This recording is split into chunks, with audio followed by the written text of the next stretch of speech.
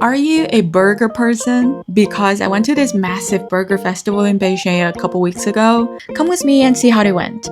So the festival was held at Chaoyang Park. On my way there, I noticed these tiny plants popping up through the cracks in the bricks, like a whole little row of them. Something about it just felt so satisfying, so full of spring energy. Quick little outfit check on the way there. Made it to the park entrance. Sun was crazy bright, but the air was so nice. And way off, you could already spot a burger festival sign. So here's the entrance. There was a ticket booth on the right, but I think it was actually for different packages that came with festival goodies like hats, bags, that kind of stuff. The festival itself was free to get in. So you walked in and it's just people everywhere, packed. But I don't mind, honestly. There were so many vendors.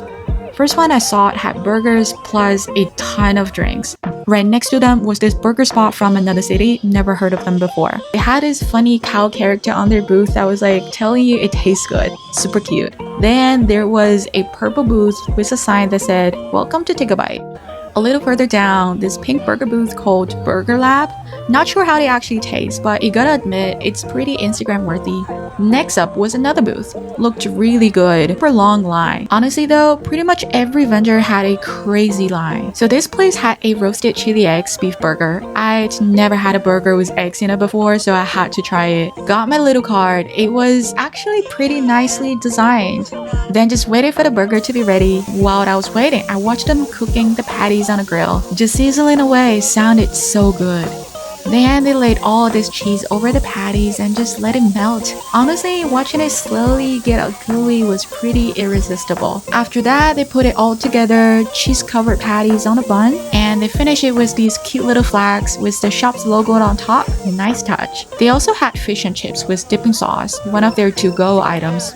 And there it is, my burger was ready. Took a second to get some close-ups. Had to show you what it looked like. They actually cut the burger for you. Came already split in half with those little skewers holding each side together so it doesn't fall apart. Looked pretty good at first, but here's the thing. They actually wrote preserved egg on the sign. I just didn't notice. I thought it was gonna be a regular fried eggs with some chili oil. Turns out it was really preserved egg. And it wasn't even spicy. I just couldn't do it. Preserved egg in a burger is not for me.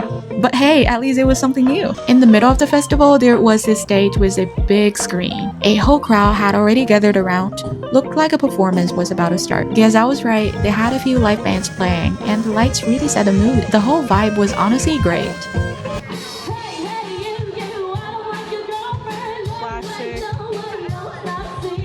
So the festival was right in the middle of China's May Day holiday, which meant way more people than usual. Definitely busier than something like a Taco Fest or Spicy Fest in Beijing. That said, the whole vibe was still really nice. Temperature was perfect that day. Sunny, but not too hot. Stayed pretty cool. Great spot to hang out with friends, grab a drink, just chill. One thing though, going solo, one burger and a drink was already enough for me. So if you come with friends, you can share and try more.